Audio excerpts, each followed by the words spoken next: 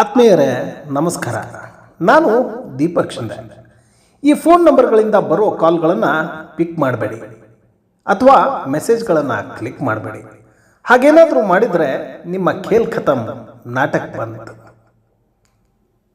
ನಿನ್ನೆ ಮಧ್ಯಾಹ್ನದ ಹೊತ್ತಿಗೆ ನನಗೆ ಒಂದು ಇಂಟರ್ನ್ಯಾಷನಲ್ ಕಾಲ್ ಅಂತ ಒಂದು ಫೋನ್ ಬಂತು. ಸಾಮಾನ್ಯವಾಗಿ ಅಪರಿಚಿತ ಮತ್ತು ಅನಾಮಧೇಯ ಕರೆಗಳನ್ನು ನಾನು ಪಿಕ್ ಮಾಡೋದಿಲ್ಲ.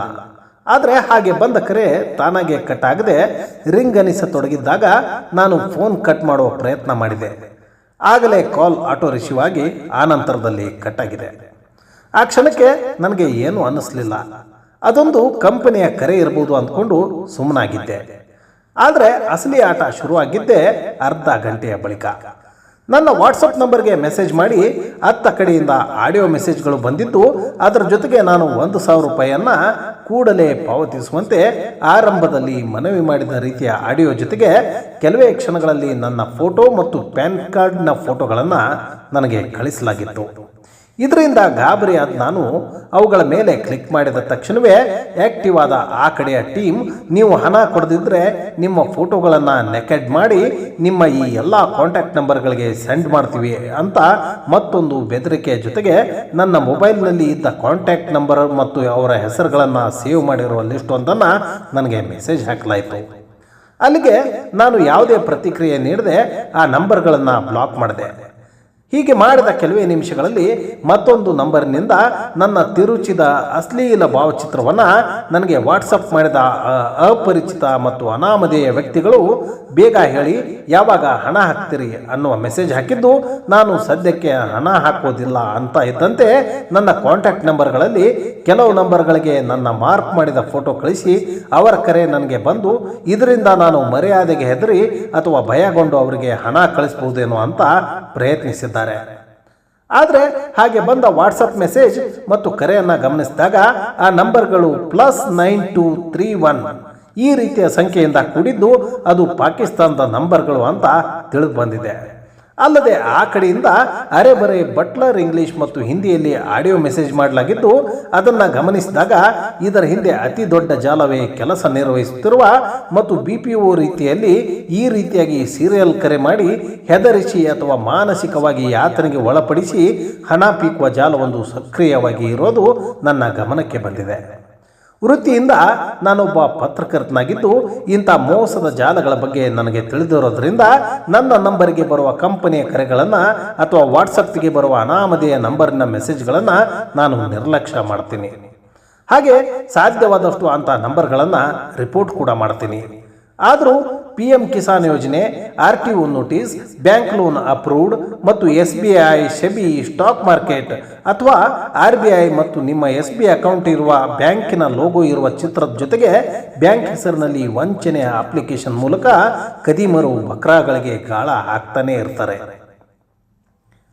ನಾನು ಗಂಡಸು ಅನ್ನೋ ಕಾರಣಕ್ಕೆ ಮತ್ತು ಇಂಥ ಬ್ಲ್ಯಾಕ್ ಮೇಲ್ ಹಾಗೂ ಬಲಿಪಶು ಮಾಡಲು ನಡೆಯುವ ಅನಧಿಕೃತ ಸೈಟ್ ಹಾಗೂ ಮೆಸೇಜ್ ಅಥವಾ ಕರೆಯ ಮೂಲಕ ಮೊಬೈಲ್ ಹ್ಯಾಕ್ ಆಗುವ ಘಟನೆಗಳ ಸ್ಪಷ್ಟ ಅರಿವು ಇರೋದ್ರಿಂದ ಮತ್ತು ಅದು ಮಾರ್ಪಿಂಗ್ ಅನ್ನುವುದನ್ನು ನನ್ನ ಆಪ್ತರಿಗೆ ತೋರಿಸಿದಾಗ ಅವರು ಕೂಡ ಅಚ್ಚರಿಗೆ ಒಳಗಾಗಿದ್ದರಿಂದ ಇಂಥ ಅಡ್ಡ ಕಸಬಿ ನನ್ನ ಮಕ್ಕಳ ಮೆಸೇಜ್ ಅಥವಾ ಕರೆಯನ್ನು ಸ್ವೀಕರಿಸಿ ಮತ್ತೆ ಯಾರು ಕೂಡ ಅದಕ್ಕೆ ಬಲಿಪಶು ಆಗದಿರಲಿ ಅನ್ನುವ ಕಾರಣಕ್ಕಾಗಿ ಈ ಒಂದು ಆಡಿಯೋವನ್ನು ನಿಮಗೆ ಕಳಿಸ್ತಾ ಇದ್ದೀನಿ.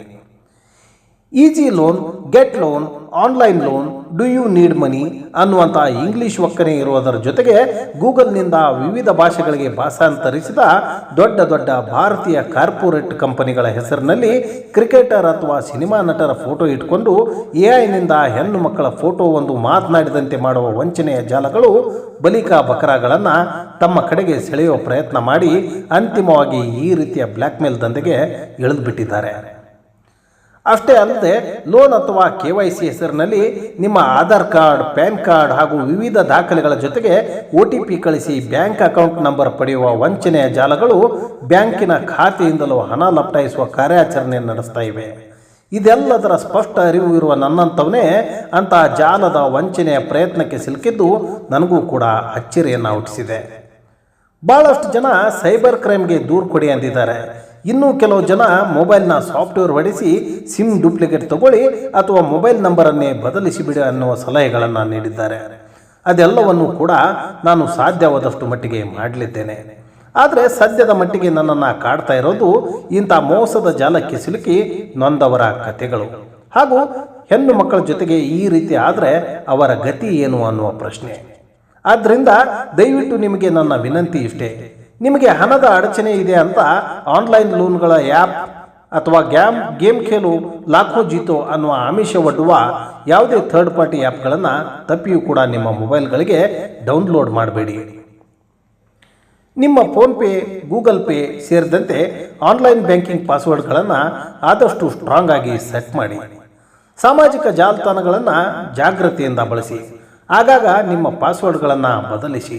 ಯಾವುದೇ OTP ಅಥವಾ ನಿಮ್ಮ ದಾಖಲೆಗಳನ್ನು ಅನಧಿಕೃತ ವ್ಯಕ್ತಿಗಳ ಮಾತಿಗೆ ಮರಳಾಗಿ ಅಥವಾ ಲೋನ್ ಮತ್ತು ಹಣ ಜಮೆಯಾಗುವ ದಿಢೀರ್ ಲಕ್ಷಾಧೀಶರಾಗುವ ಆಮಿಷಕ್ಕೆ ಒಳಗಾಗಿ ಯಾವುದೇ ಕಾರಣಕ್ಕೂ ಹಂಚ್ಕೋಬೇಡಿ. ಅಧಿಕೃತ ಬ್ಯಾಂಕ್ ಶಾಖೆಗೆ ತೆರಳಿ ಅಥವಾ ಆಪ್ತರೊಂದಿಗೆ ಸಮಾಲೋಚಿಸಿ ಅಂಥವುಗಳನ್ನು ಖಚಿತಪಡಿಸಿಕೊಳ್ಳಿ. ಸಾಧ್ಯವಾದಷ್ಟು ಅಪರಿಚಿತ ಮತ್ತು ಅನಾಮಧೇಯ ನಂಬರ್ನ ಕರೆಗಳನ್ನು ಸ್ವೀಕರಿಸಬೇಡಿ ಹಾಗೂ ಸಂದೇಶಗಳನ್ನು ಕ್ಲಿಕ್ ಮಾಡಬೇಡಿ. ಒಂದು ವೇಳೆ ವಂಚನೆಯ ಪ್ರಯತ್ನ ನಡೀತಾ ಇದೆ ಅಂತ ಅನ್ನಿಸಿದರೆ ಅಥವಾ ನೀವು ವಂಚನೆಗೆ ಒಳಗಾದರೆ ಯಾವುದೇ ಹಿಂಜರಿಕೆ ಇಲ್ಲದೆ ಸೈಬರ್ ಕ್ರೈಮ್ ಇಲಾಖೆಯಲ್ಲಿ ದೂರುಗಳನ್ನು ದಾಖಲಿಸಿ. ಕಾಯಿಲೆ ಬಂದ ಮೇಲೆ ಚಿಕಿತ್ಸೆ ಪಡೆಯುವುದಕ್ಕಿಂತ ಹೇಗೆ ಮುಂಜಾಗ್ರತೆ ಮುಖ್ಯವೋ ಹಾಗೆಯೇ ಮೋಸ ಅಥವಾ ವಂಚನೆಯ ಜಾಲಕ್ಕೆ ಸಿಲುಕುವ ಮುನ್ನ ಜಾಗ್ರತೆ ಮುಖ್ಯ ಅನ್ನುವ ಕಾರಣಕ್ಕೆ ನನ್ನಿಂದ ಸಾಧ್ಯವಾದಷ್ಟು ಎಚ್ಚರಿಸುವ ಪ್ರಯತ್ನವನ್ನು ನನ್ನ ಸ್ವ ಅನುಭವದೊಂದಿಗೆ ನಿಮ್ಮ ಜೊತೆಗೆ ಹಂಚಿಕೊಳ್ತಾ ಇದ್ದೀನಿ. ಇಷ್ಟೆಲ್ಲ ಹೇಳೋ ನೀನು ಅದ್ಯಾಕೆ ಜಾಗ್ರತೆ ವಹಿಸಿಲ್ಲ ಅಂತ ಆಡಿಕೊಳ್ಳೋರಿಗೆ 120 ವಾಟ್ಸಪ್ ಗ್ರೂಪ್, 3 ಫೇಸ್ಬುಕ್ ಖಾತೆ, 1 ಇನ್ಸ್ಟಾಗ್ರಾಮ್, ಟ್ವಿಟ್ಟರ್, ಟೆಲಿಗ್ರಾಮ್ ಹಾಗೂ 2 ಯೂಟ್ಯೂಬ್ ಖಾತೆಗಳನ್ನು ಮತ್ತು 4 ಜಿಮೇಲ್ ಅಕೌಂಟ್ಗಳನ್ನು ತೀರಾ ಸಹಜ ಅನ್ನುವಂತೆ ನನ್ನ ವೃತ್ತಿಗೆ ಅನುಗುಣವಾಗಿ ಬಳಸುವ ನಾನು ನನಗೆ ಇರುವ 4000 ಕಾಂಟ್ಯಾಕ್ಟ್ಗಳಲ್ಲಿ ಯಾರದೋ ಒಬ್ಬರ ಮೊಬೈಲ್ ಹ್ಯಾಕ್ ಆಗಿ ಅವರ ನಂಬರ್ನಿಂದ ಬರುವ ಸಂದೇಶಗಳನ್ನು ನಾನು ಕ್ಲಿಕ್ ಮಾಡಿದಾಗಲೂ ಕೂಡ ಇದೆಲ್ಲ ಆಗಿರುವ ಸಾಧ್ಯತೆ ಇದೆ.